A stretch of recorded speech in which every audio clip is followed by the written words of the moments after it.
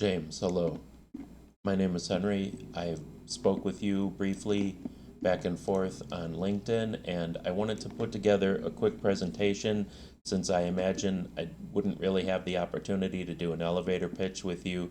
So I thought I would share this quick video to try to explain some of the things that I thought were important to convey in a way that I didn't think would come across in text. We had done some work with a client where we had some data of a ring that they had that they wanted to make.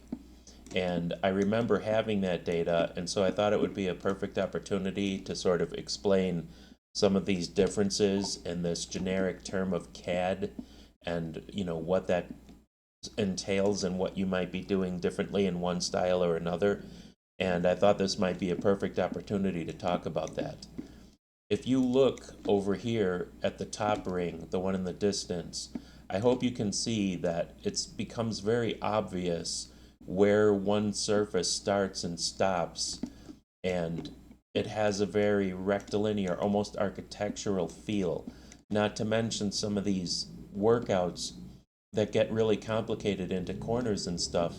And you want reflectivity has a lot to do with premium feel. It's one of the things that we slave over all of the time in automotive is how do you get something to feel like a BMW or a high-end car, a Lexus, something that isn't a Toyota.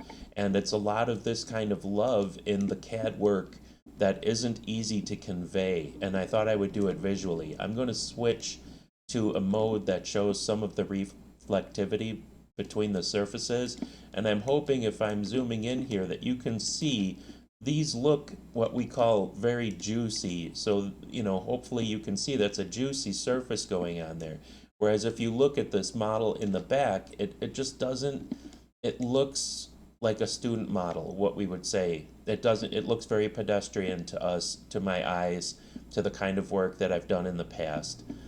I hope that to me, it's very obvious. I don't know if it's as subtle as I think it is. I'm assuming because you are involved so much with jewelry, you're going to see this from 1,000 yards and you're going to know exactly what I'm talking about. I have another mode here that's used for evaluating reflectivity again.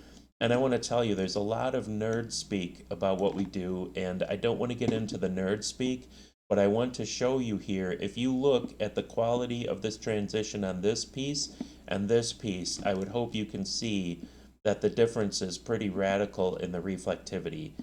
And you can see that in the real piece, if I was to switch back to an environment that's a reflective environment, you can still see that same problem that you would have gotten if you were working in that and you were seeing that in the real world. It has that same problem where it looks almost like there's trouble here at this intersection, and it's not.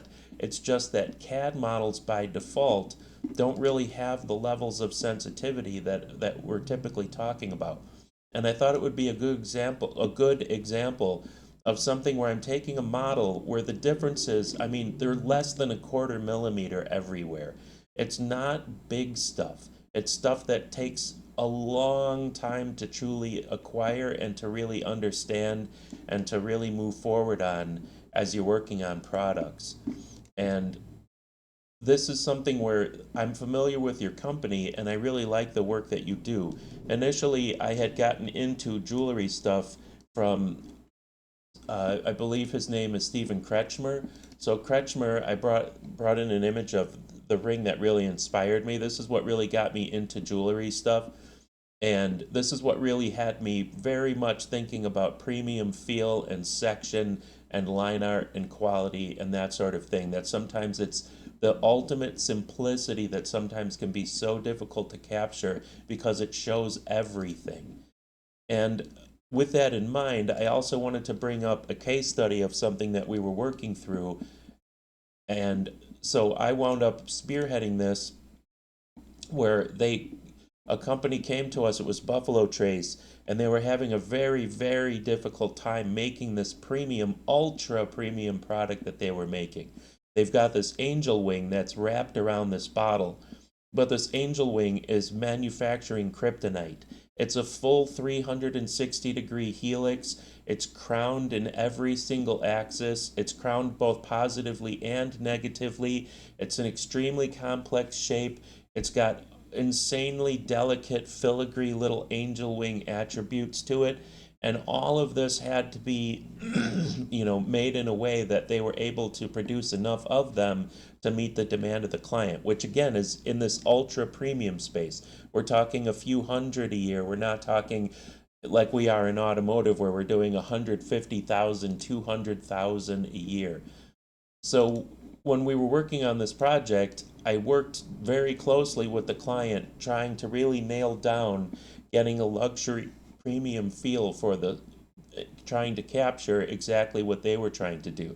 And in jewelry, you would do something as a casting when it's high detail, something that's manufacturing complexity exceeds something like a stamp or a roll.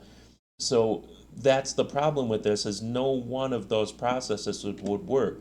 We couldn't cast it because it's so thin that the casting, if you could imagine this thing's almost 14 inches high and about 6 inches in diameter at its fattest part, there's no way to get us, there was no way to cast that reliably, and especially not within the confines of the costs. And that's something that I've been hyper aware of for a really long time is balancing the costs versus what you're able to produce. And it's one of the things I find very exciting about this opportunity with you. It seems more where it's really strictly about quality and not as much in that same venue as some of the other products because I'm imagining it's not about quantity with you. It's about speaking volumes about the work that you do. I brought up this project because I wanted to show you. I know you had mentioned polygons and subdivision surfaces. I use them all the time. I'm not the biggest fan of sub-D surfaces. They seem a little bit of a cheat. Maybe it's because I've I'm so steeped on the manufacturing side, but I wanted to show sometimes when we're working in that methodology, some of what we're doing again for premium feel. We went and we try to really carry something far on this. This is another case study where we went in and looked up, I believe his name was Tolkowski. He's that Russian guy that invented the methodologies for getting the most brilliance with gems. And so we looked up those formulas and we modeled all of the gems that we modeled for this project. We used all of that same formulation to get all of the reflectivity and bounce and the things that they would have looked for in these gems to produce them with the right amount of index of refraction and everything. We had a lot of fun on this project, again, trying to get to that point of this kind of ultra premium feel that they were shooting for. Granted, this is a more mass produced product, but it's just another case study in the kind of size and attributes of the things that you're talking about. We've had a few different posters and stuff done of this.